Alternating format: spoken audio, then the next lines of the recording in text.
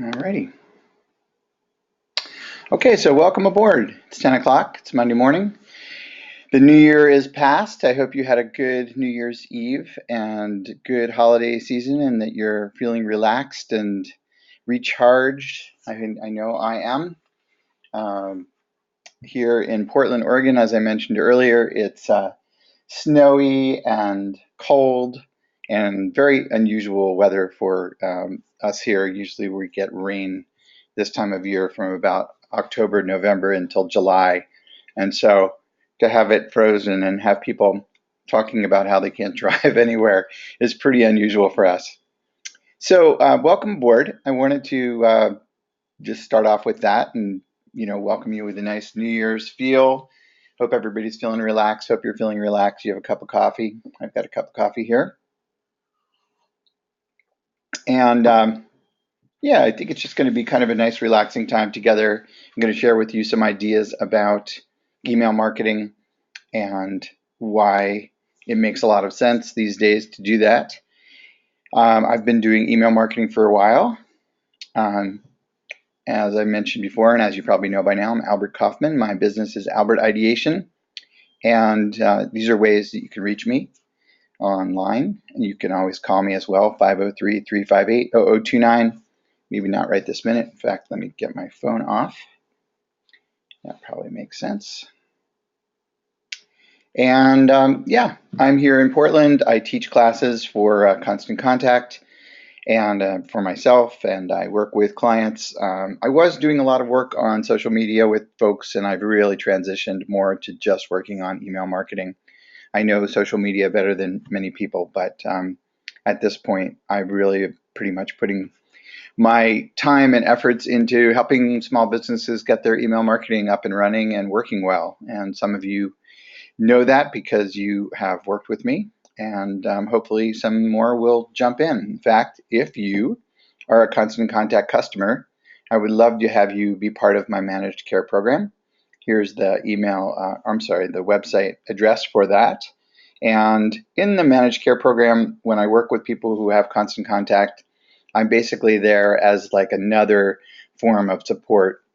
The customer support for Constant Contact is fantastic. You can call them up and get an answer to your question from somebody who knows what they're talking about quickly, which is just completely unheard of in the online space these days. So I almost feel like people should have a Constant Contact account, even if they're not going to use it, just so to be able to ask somebody technical questions about all sorts of things. But that's kind of a ridiculous thought. But I do work with folks to help you strategize, build your list, review what you're doing, make sure you're doing something that's mobile friendly, make sure that you have a intake process from your website and various other places so that you can collect email addresses and grow your list and grow your business and hopefully someday be retired and wealthy and happy.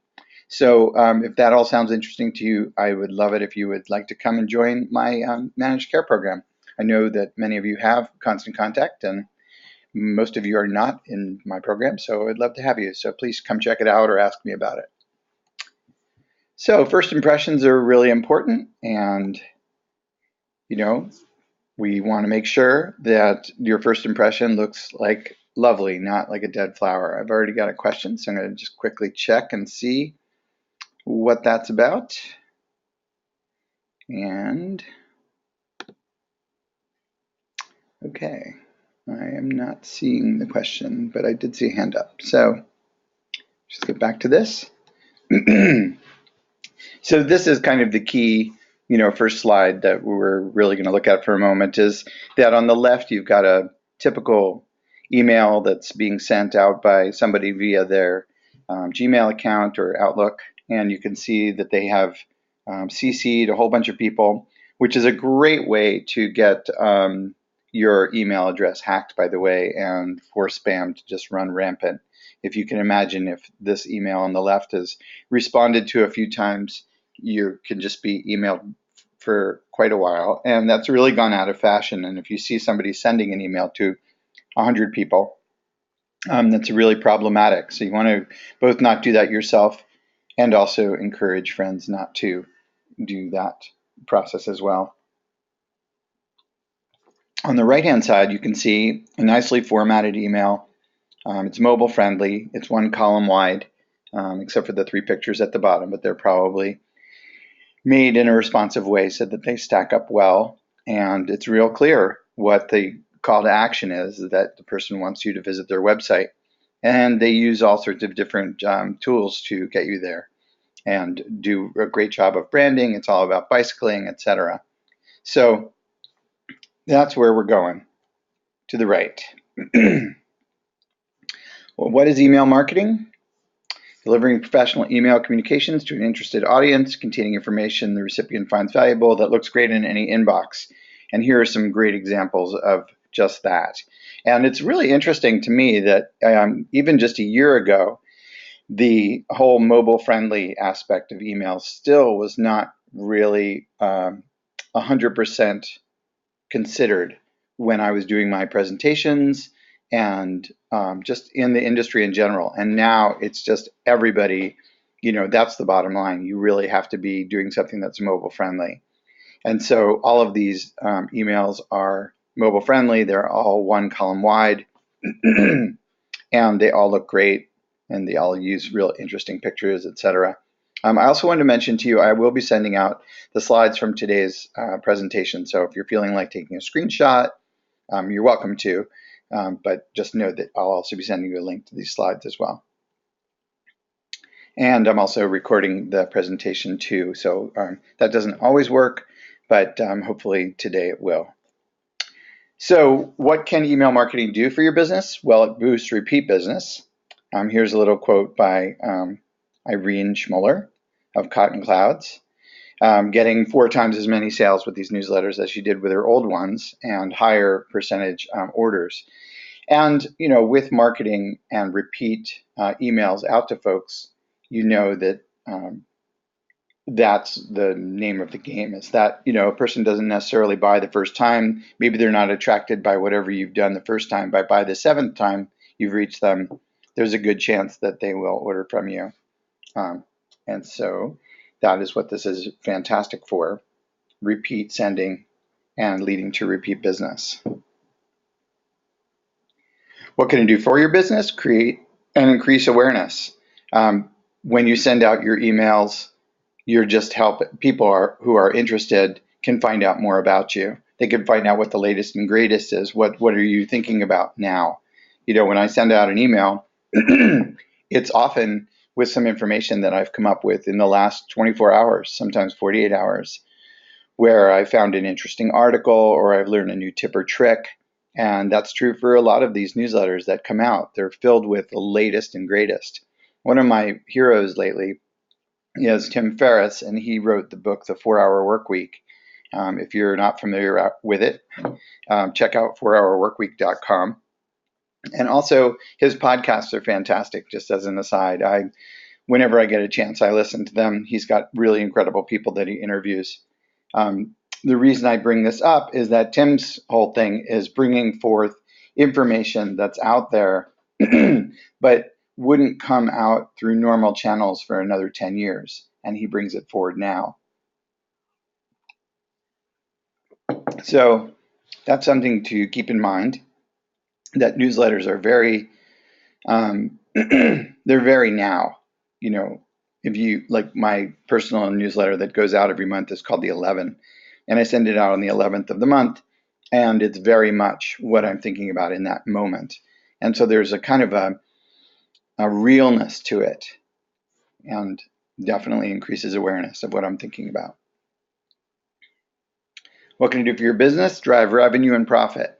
This is a great example over here on the left. I know a number of yoga studios and massage folks who, they have a slow day and they'll send out an email newsletter to their list and say, oh, I've got some openings this afternoon. And, a few minutes after the email has been sent, the spots have been filled. So something to consider is the last minute call when you have some kind of a special or you have an opening or whatever it is.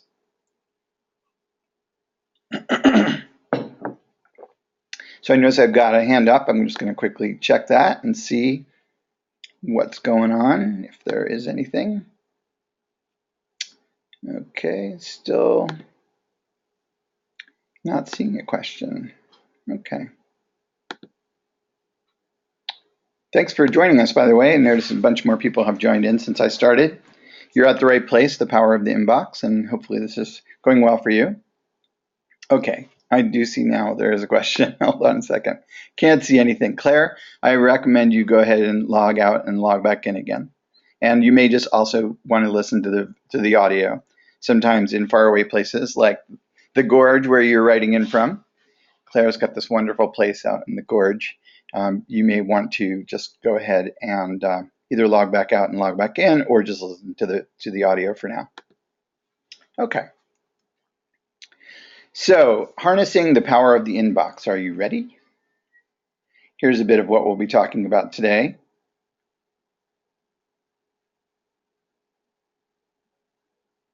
So, why email marketing? Well, I'm not going to tease you with this. The number one app on cell phones is email. More than half of all emails are opened on a mobile device. And what's really interesting about this statistic as well is that people are just checking their email at a frantic rate. There's some statistic out there that I've seen that says people are checking on average 150 times a day their email. So I don't recommend that. In fact, in the 4-Hour Work Week, one of the topics by Tim Ferriss is, figuring out better ways to handle the email onslaught that's coming your way. And checking 150 times a day is not recommended. But that is what's happening, and you'll notice yourself, I'm sure, and others on their phones looking at their email. So that tells you something. And more people own a cell phone than own a toothbrush. Sad statistic. Why email? Because email works everywhere. Here's some more statistics. 91% of people check their email daily. Just imagine that. Email works. Email marketing has 3 times the conversion rate as social media. So what that really means, to me, it's just a no-brainer that you would have email marketing going on when you just have that last statistic there, 44.25 average return on investment. That's actually increased. A couple of years ago, we were saying 43, and that's actually bumped up a little bit. But I think what's even more interesting about that last section is I'm as big a fan of social media as anyone. I have been at it for 8 years, maybe 10 years. I'm on it more than most people, and yet to actually market my business and to share with people what I'm doing business-wise, I really don't find I get the same results as with email marketing. And so, just personally, I'm having that experience now. I may not be the best test case, but I'm probably having more than 3 times the conversion rate as social media. People are often coming to me and saying, okay, well, how do I move, how do I promote my business using Instagram or Pinterest? And, I think if with advertising, you can do something with it, but it's very hard to verify who is coming to your site, who is buying something from you, and what effect being on Pinterest has. I think that's changing, and I imagine that will, they'll just get better and better at making that work. But for now, mainly what I recommend people do is use social media to drive people to their website to have people sign up for their email list. So regular email doesn't really work, as we talked about earlier. For those of you that came on board late, I showed the same email earlier. The branding is missing, possible spam complaints. There's no tracking or reporting of this email. And also there's a huge problem of the limited, the email number, the number of people that this person is emailing at once, and how that you're basically giving money away. When you send your email out like that, anybody on the list who also has a bicycle shop could very easily go and grab the rest of that list. So email marketing also automates best practices for you. And that's another webinar that I do, which is on automation. And maybe when we are finished with the webinar today, I can do a little demoing of autoresponders. But basically, you've got a beautiful template that you've set up, and you can just use that repeatedly if you want to. to just put in whatever your latest news is. Emails are addressed to the recipient only, which is fantastic. It makes it much more personal. You're able to manage lists within the email. Service provider, I'm using Constant Contact here, whatever you want to use. All of these features will probably be part of it. And your email is ensured that it will get delivered as well. And you can track results, which is fantastic, because if you are not measuring, you're not marketing, as they say. So growing a healthy list. Growing your list is all about how and where you ask, and you have to. So as you may have seen, I'll tell you really just a great example of a company that does everything they can to get your email address, is Vistaprint. If you ever want to see just a really creative use of asking for an email address, Vistaprint really does the best. But here are some different ideas. So the importance of permission, you need express consent. Being straightforward is important. Offering an opt-out. With Constant Contact, you have a safe unsubscribe button at the bottom of every email. You want to make sure you're respecting privacy. And also, it's important to not overwhelm people. So giving people an idea of how often you're going to be sending what is crucial. I usually recommend people put that in the welcome email that gets sent out when a person joins your list. And then following compliance guidelines also. So where to ask? Everywhere you're online. Here's an example of places, some different places to ask. Social media. Here, this person, Mark, is asking people to join from the website. Here, from a newsletter. Also the ability to subscribe. And here, this is the welcome email that is sent once the person has subscribed to Mark's email. And here are just some more ideas. I do another presentation, actually, I think I have it up on my YouTube channel, that's called 60 Ways to Build Your List. These are just a few ways. This is sort of the most typical, the idea of having just a little sheet handy that people can sign up with. I recommend, if you have the capability, to get an iPad for events and for your business, and have something called iCapture on it. That's the best program that I know of that enables you to capture email addresses, and will really make it so that it's accurate. Accuracy is key. If you get an email address that's not accurate, as some of you know who are online today, I had to sleuth your addresses when I realized that your email addresses were not accurate. So obviously some of these other places are great places to collect email addresses. Using a fishbowl to collect business cards at your business, that's a fantastic way. But really just the main thing is asking. On the bottom left here, actually, there's this idea of a text to join. And if you want to try that out, you can text "have more fun" to 22828. And that will take you to my text to join process. And that's something that anyone with Constant Contact can have up and running pretty quickly. And here it is. Here's an example of text to join. This is what it looks like within Constant Contact. You create a keyword and then create which list you're going to have the person sign up on, and finish that process, and you have a text to join. So I see there's another question. I'm going to go jump out here and see. All right, Claire, there you go. So Claire asks, can you ask from a business Facebook page for email addresses? And yes, absolutely. And that is one of the one of the ways that Constant Contact works well. You just go out to the Join My Mailing List app, install it, and connect that with your Constant Contact account. Do a little bit of customization. It takes about a minute. Add your logo, and you now can collect addresses from your Facebook fan page if you like.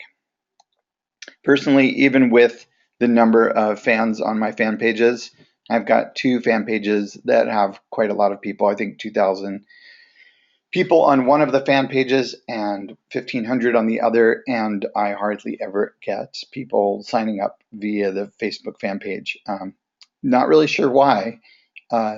it's sitting there, and I do get visitors to the pages. They just don't seem to use that app. But it's not a bad idea to have it there. What's the value of one more person coming onto your list?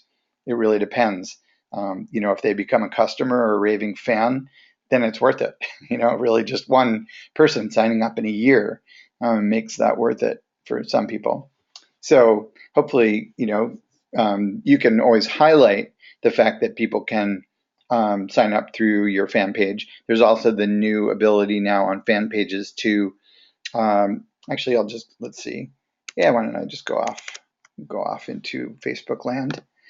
So if I'm here on my fan page, this is my email marketing guru fan page, and you can see this little sign up button. And then you can also see this button where it says start here, and the start here button leads you to a sign up form for my email list. So if you want to see that in action, you can go to Email Marketing Guru on Facebook. Let's see. Okay, we're back. Great. Yeah, if anyone wants to see anything else demoed like that, just let me know. I can pull it up, but I'm just going to keep going for now. So give them a reason to join your list and let them know when to expect it. Here are some reasons. And the number one reason for an unsubscribe is irrelevant content. And unfortunately, it's taken me a long time to learn this. Many people have unsubscribed from my email list. I think partly because it's irrelevant content on my part too, probably a bit of oversending. Sometimes it's hard, I think, to figure out what the right amount is, because I'm very enthusiastic. I'm like, oh, I really want you to get this. I want you to understand this. And, for some people, that's just not what they want to get or understand in that moment. So that's okay. I'm pleased with the amount of people that I reach out to and who are in my world. I'm overjoyed, actually. It's just fine. So creating great content, it's not always about you. It's about what you know or what you have access to. So, you know your business and your industry really well. And that's something that the people who are subscribed to your newsletter don't know as much about. So you are the expert, and feel free to share that information. And images are content too. So you want to write for your audience, not for you. Here's a cute note out to people who are dog owners, people who subscribe if it's boring, and they also send it to spam if it's irrelevant. You need to write for your audience, not for you, and including putting you or your in the subject line. So that's something that you want to remember. People who do that get a much higher open rate. So think about the person who you are writing for. Less is more. 20 lines of text or less. And again, as I mentioned earlier, this is very different from life a year ago. If you look at the newsletter that we're looking at right now, that has way more than 20 lines of text. And generally, all of our emails then were much longer. And now, shorter is better, 3 pictures or less.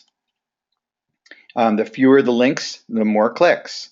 So here's a little graph that shows you if you've got one link, you get the most clicks because you're giving people less options, and they'll go where you want them to go if you can figure that out. So this is a huge change. I remember when I first started doing newsletters about 8 years ago, including an incredible number of links. And I still do. With my personal newsletter, I really feel like that's a little bit of a different story because I do have an audience that's interested. I hope they're interested in some longer form content. But for my business, I am moving more in this direction and following my own advice. So here are some ideas about how you can turn questions into content. Instead of just asking this question, how do I ensure my pipes won't burst? 5 ways to protect your pipes from freezing this winter. And that's very topical since I was outside yesterday helping uh, protect pipes from freezing. And you also note there that there's a lot of the uses of numbers in subject lines. So these are subject lines, um, and subject lines are key to getting your email opened. I don't talk about that much in this presentation, but without a great subject line, someone doesn't open your email, and then where are you? So that's really something. And I do a whole webinar. I think it's also on my YouTube channel or on my Vimeo channel. I'm actually intending to put up all of the various trainings that I've done on a page on my website. So that's coming soon. And if I don't do it and you want it, please ask me for it because I would be glad to share that. But I did a webinar recently on great subject lines. And, subject line is just key. You have to have something that's captivating, something that's short, and something that draws somebody in so that they open the email. And here's some chocolate for you. While we're looking at chocolate, I'll see who's got another question. I see there's a question going on here. John asked if we will get copies of these slides. Absolutely. So images are content. 90% of information processed by the brain is visual content. And about that, use great imagery. I mean, that picture on the left is nice and sharp. You want to find good imagery or just use your cell phone. It's very easy these days to take your phone and just snap a picture of something that's relevant and that's clear and that's yours too. I think that's really great that you can really be your own photographer. And you don't have to be your own photographer. I mean, you can use, there's various images out online as well that you can use that have Creative Commons licensing or there are stock images that you have access to. Within Constant Contact, there's 10,000 images that are available. So you really could never run out. But make sure that the images that you use are good ones. Don't use, it's not time to do your OkCupid profile and have something that's upside down or fuzzy or, you want to use nice, crisp, clear images that make someone smile and titillate. So you can make images clickable as well. You want to keep your key action above the scroll line. That's right up here. So here's the scroll line. And you want to make sure that the person, whether they're on their phone or their tablet or whatever, excuse me, can take the action without having to scroll at all. Use design wisely and limit choices. And I think here it's talking about limit your viewers' choices. So just giving them one place to click. Here's some information about imagery that I just talked about a moment ago. Choosing the right size image. Basically, the width of most emails should be about 600 pixels or thinner, but you don't want to use anything over that because you may have the problem of the email expanding out and not being viewable on a phone and not resizing correctly. Here are a couple other places to get imagery. All right. So here are some examples of looking great and creating a mobile-friendly template that just looks great on any device. You want to make sure your branding is consistent. This is true on your email marketing, your website, any social media you use, and any communication you use. If you have a logo and you have colors that you use them everywhere. And that will, of course, make your what you send much more familiar to folks. And familiar is good, and familiar is recognizable, and familiar builds trust. And if you don't know about branding, excuse me, one second here. Yeah, if you don't know about branding, it's something to really do some research on and get down, because my sense is it doesn't take that much effort to have somebody look at your branding, give you some feedback, and get it right. Again, or I should say, something to keep in mind is that if you do have some branding and you're going to make a change, you want to make a change gradually, especially with something like your email newsletter. Now, you can break that rule too and, consistently do something different, but people want to see, when they see your newsletter, they want it to stand out and look like yours. So that's partly why you want to keep the branding consistent and the look and feel consistent. So settle on something that you're happy with and stick with it. If you find that the logo isn't working for you, or the tech, no, I'm sorry, the typeface, maybe make that change, but make that gradually because you don't want to throw people off the trail. So here are some different types of newsletters. You can do newsletters, announcements, promotions, and different kinds of communication can have different styles and obviously different amounts of, frequency of sending. And one of the interesting things too is that there's just so many different kinds of communications that one can send. Most of us, I think, tend to send the newsletter format, but I also do cards from time to time, especially if it's running late. As I mentioned, I send out a newsletter called The 11 on the 11th of the month, and oftentimes it's the 10th, and I just haven't come up with anything. And so I'll just pick the holiday that's nearest and send out some kind of a love note. Maybe it's Valentine's Day or it's Labor Day or something like that. So again, reiterating, branding and consistency. This makes a really good point for that. Here you've got a social media post using the same imagery as on a newsletter, as on the website. Here's just another nice example of some beautiful design work. Beautiful little typewriter. And then the person's using that as well on their newsletter, and then also probably on their social media as well. So how to get your email opened. Here is a recipe for success. Single column template, as I've been talking about a bunch today. Fewer than 3 images, fewer than 20 lines of text, no more than 3 to 5 links, action above the scroll line. So I just want to go back to that again for a second. Just take that in, and you can see that's the new format that's sort of winning the day out there. And I remember last year I went to a conference, actually this was 2 years ago now, that Gail Goodman was speaking up on the podium. She's the CEO of Constant Contact. And, she was just saying, picture, a sentence, a picture, a couple more sentences, a link, and you're done. And people in the audience were just beside themselves because it was such a downshift from what we'd all been doing and teaching for many years. So this is something that's going to take everybody some getting used to, but see what happens if you switch to this type of format. Have a go at it and see if you find your open rates are higher, your click-through rates are higher, or not. Nothing is guaranteed. There's no magic bullet that if you do something right to the letter, something particular is going to happen.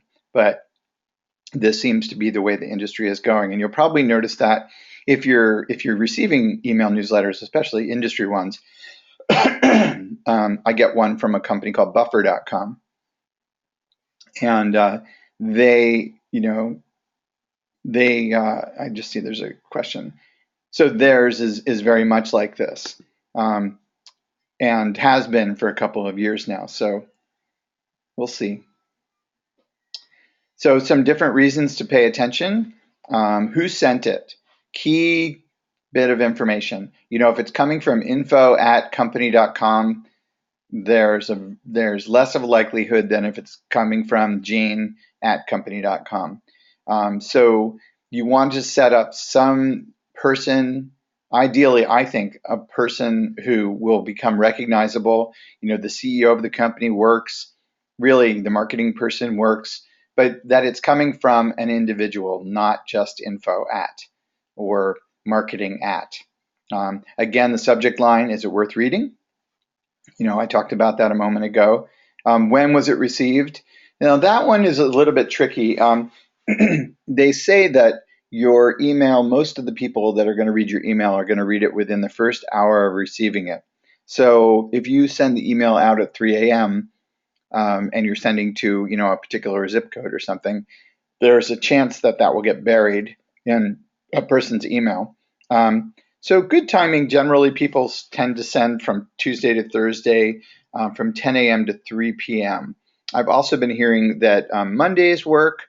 I've also been hearing that weekends work. So I sent out an email on Saturday, this past Saturday, to about 2,000 folks, and some of you may have received it. And that was an email to invite folks to this webinar and to invite folks to the classes that I have coming up. And so, it was on a Saturday. It was a couple days after, a day after New Year's. And, I had a pretty nice open rate. I was very, very pleased. So that's a little bit of a tricky one. It helps to know your audience.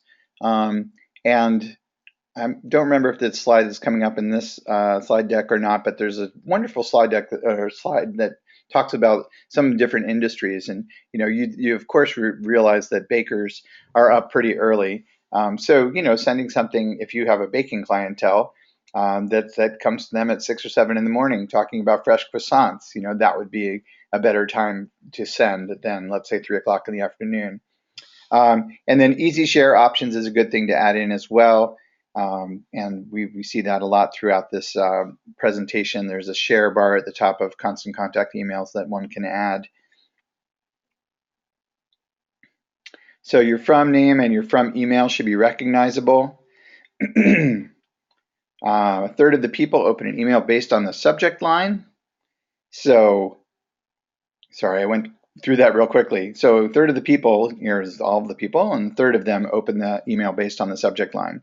So know that your subject line really should be something that you put some thought into. There's also a great, there are a number of them out there, but there's a great headline analyzer out online that you can, if you just Google headline analyzer, you'll probably come up with it.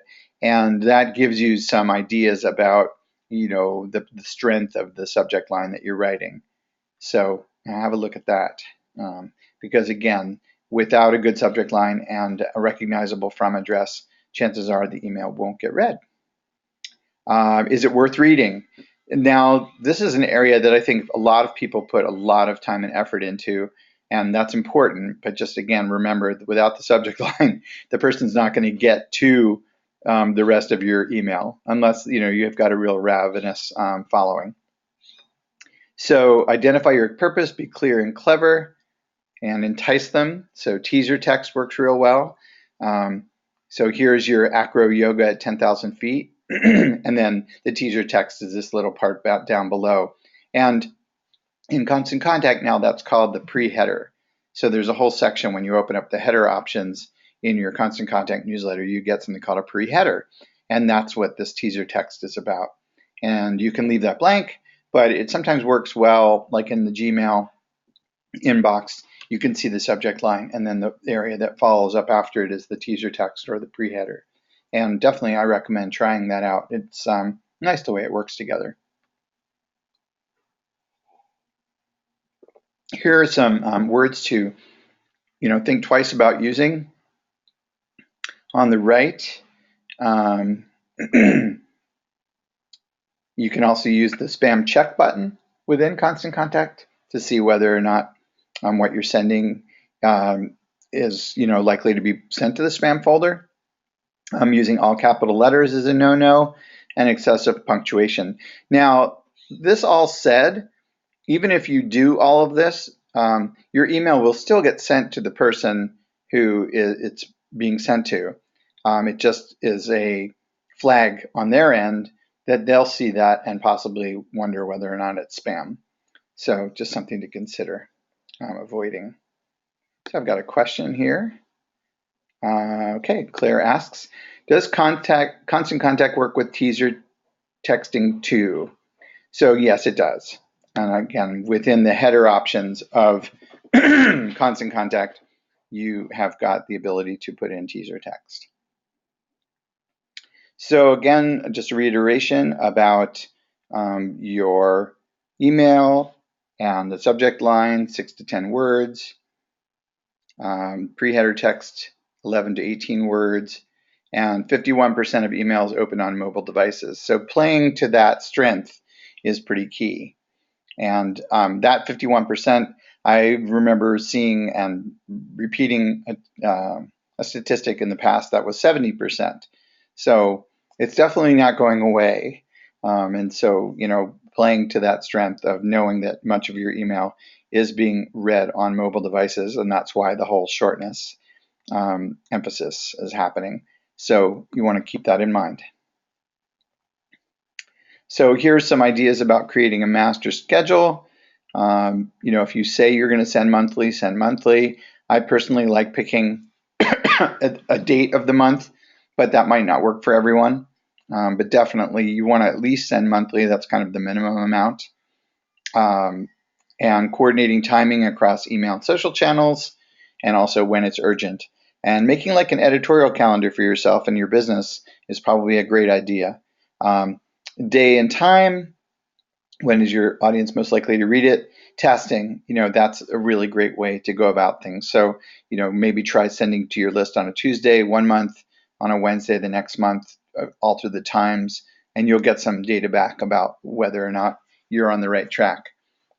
You can also take your list and divide it up, break it in half, and try sending it to different times and dates, and also different subject lines, and see if you get different results. Oh, here is the slide I was talking about. I'm glad it's here.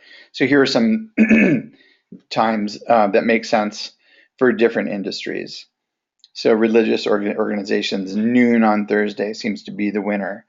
Hotels, inns, and B&Bs, Wednesday at 7 a.m. Yeah, so some interesting information to have.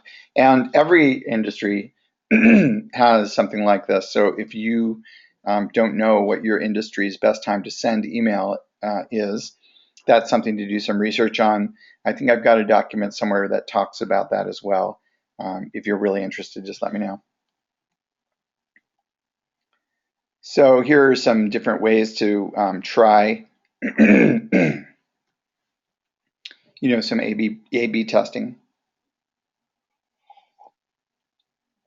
Now, something to keep in mind here, though, also, when you talk about best open rate, open rates are a little bit deceiving because let's say you have a high open rate, 20 people open your email, but no one clicks on the link that you're hoping that they clicked on.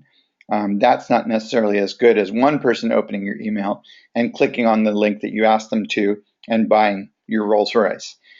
So, we often are looking at the open rate statistic, but really the click-through statistic is often more the important one. It sort of depends what your email's purpose is. If you're trying to get someone to sign up for a class or buy something, then the click-through rate is important.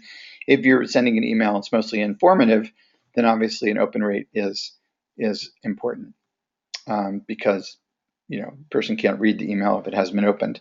And again, also about the open rates, know that if a person isn't connected to Wi-Fi, they may still be looking at your email, may have downloaded onto some device, but they may not be connected to the internet when they're looking at it, and so you don't necessarily get counted as an open, even though they have opened it. So that can be a little bit tricky as well. It's still an inexact science, but it's pretty accurate as far as I understand, but it's not 100% accurate. So using the share bar at the top of your email is key. All that has to happen is for your email to get shared a couple of times, and then that can boomerang around the internet. So try to include that if you want your email shared. And also asking people to like, share, and retweet or pin your email is key to having that happen.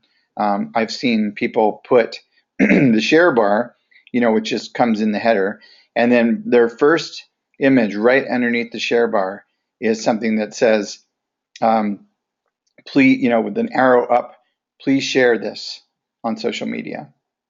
So something to consider. You can also add social media buttons to your email. Okay, so now we're moving on to tracking your results. I see there's another question. Let's step out here real quick. Okay, so So Luke asks, how are open rates affected by autoresponders? That's an interesting question. When you send an autoresponder email out, you get some of the same um, reporting, but not exactly. So let's say I send an email out, I get a pretty robust set of information about the email that was sent.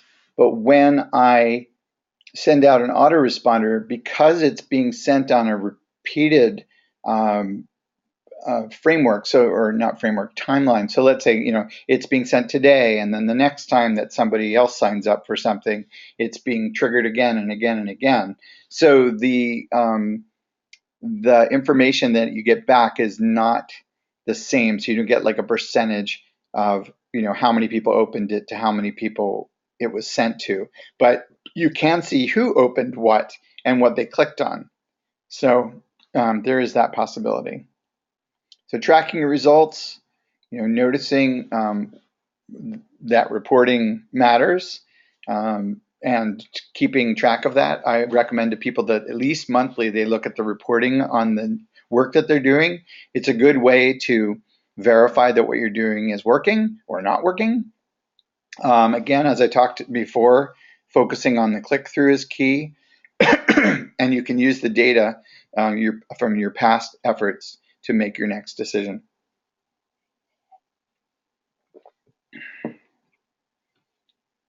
So here's just some industry data. Reports and analytics, provide a business advantage and help retain customers as well, because it helps shape your future behavior. And, as I said before, marketing without measuring isn't really marketing. And it's really easy to have a look at the analytics on just about everything these days. I was actually surprised to see that Instagram even has an analytics that it's paid for, but you can do analytics on Instagram. On Facebook, it would be the insights, and every social media has analytics built into it now as well. So one more question here. Okay, Luke wanted to clarify.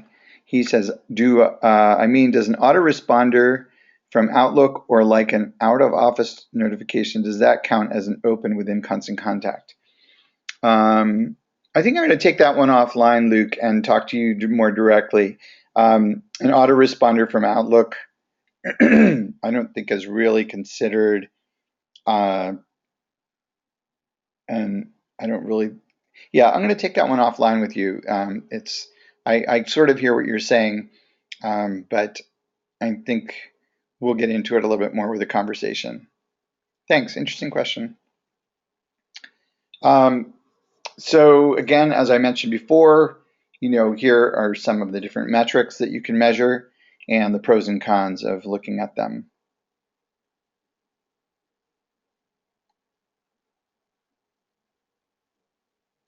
So here is a quick look at what you do see when you do email marketing and some of the possibilities of what you can see within a sent newsletter.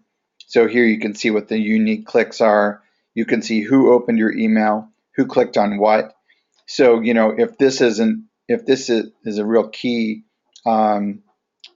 piece of information to you, the 12 people who clicked on your online booking link, that could be create a new list. You could create a new list out of those folks of, these are raving fans. These are people who actually want to come to our studio and book. And that's one of the wonderful things too about the analytics, is that you can start creating new lists out of people who take different actions. If 5 people click on a link that is to buy your book, those folks are, either they've bought the book or they are fans and they are thinking about buying the book. So, you can add those folks to a new list called book buyers.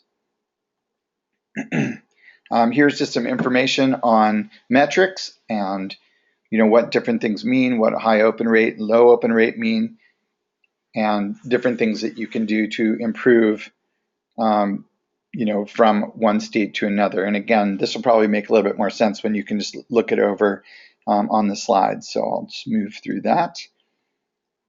So you've got your email opens and your email openers, and you've got click-throughs and clickers. So again, you want to start highlighting the people who actually, click through into the email, but then those folks who actually go in and take the action and click further through and, make a purchase or something, obviously are your super fans. And those are the people you want to nurture and thank and, treat differently, possibly, sending them different offers because they are more active and you want to nurture that. So putting it all together, 3 simple steps to get started. Getting your contact list together, that's a huge one. I noticed that with a lot of clients, that's the really difficult hurdle for many people, is finding where are your email addresses. Are they hiding in Gmail? Are they in Outlook? Are they in Apple Mail? Do you not have any? I have one client that had really 7 email addresses, and the person's in their 40s. And for me, I just couldn't believe that because that's not my life. But it really doesn't matter. You can start with one person and have an email list and just get started that way, and can grow quite quickly if you stick with it. And sending a campaign, I think that's also a challenge for people, is getting to that place where they actually hit send. And many of you may have already got your list together and you've already hit send, and so it's just a matter of continuing to do more and honing and improving what you're doing. So here is an ideal email and some of the facets of it. Not sure how easy it's going to be for you to see this. Again, it'll probably come through better on the PDF, but some of the key things that we talked about using the share bar. We didn't mention this, but putting your logo left or center, never on the right, because when it stacks up in mobile, it's going to show up over here. Communicating through pictures, less is more, keeping things short, keeping your call to action above the scroll line, minimizing the number of links and using a mobile-friendly template, and using your business name in the from name text, and subject line, keeping it short. And here at the bottom, using your social media buttons. Now, the challenge down here is that these are all links. So when you use social media buttons, if you're not really using any of your social media accounts actively, sending someone to your social media world may not make the most sense. I tend to leave mine off, actually, because I don't necessarily want someone going to my Facebook page when my real action is come to my next class, let's say. So just something to consider. It's easy to put these on here, but if there is nothing at the other end that encourages someone to take a particular action, then you may just be sending someone off into another place for no reason. Okay, got a question here. All right, no question. So small business marketing is nurturing relationships. I think that's really such a key phrase. I went to a local search association conference recently, and one of the things I really got from a guy from a company called Moe's, was he really talked about how if you run your business well, so many of the other problems like marketing are not as difficult because people want to be associated with you. And a big part of that is nurturing relationships. I spend a lot of my time, my business time, actually going into companies who I work with and hanging out with them and seeing what's going on with them and talking to them on the phone, or just looking at their newsletter and responding and saying, hey, you did really well. I would do this differently. It really is about that. And I think, unfortunately, we've gotten away from that aspect. But I think the more we lean into nurturing relationships, the better our business is going to go. Delivering on your promise and getting measurable results. You can do it, and I'm here to help you do it. There really is a Half Moon Yoga studio. Who knew? So here are some resources. You can always come to the constantcontact.com website. If you don't already have Constant Contact and you want to start a free trial, here is my affiliate link for that. And if anyone who doesn't have Constant Contact today would like to sign up and you do it through my link, I would be glad to help you get going with a custom template and also help you get going with your lists uploaded, which I do find is probably the most challenging part of setting up an account and getting started. And it's it seems like it would just be an easy thing. And if you have an email list and you're just ready to go, then that's one thing. But many people are not at that place. So sometimes it takes some finagling and um, there's definitely good resources to help you, but it often can be challenging to figure out, okay, well, what are my lists going to be? And that's an area that I spend a lot of time thinking about. And I wish I had thought harder about it 8 years ago, because I'm constantly trying to figure out, what different lists I should have, who belongs where, and hopefully that's more clear in your business. And maybe in some businesses, it's, everybody's in one list. But for many of us, segmenting ends up becoming an ongoing issue. So I'm open to questions if you have any.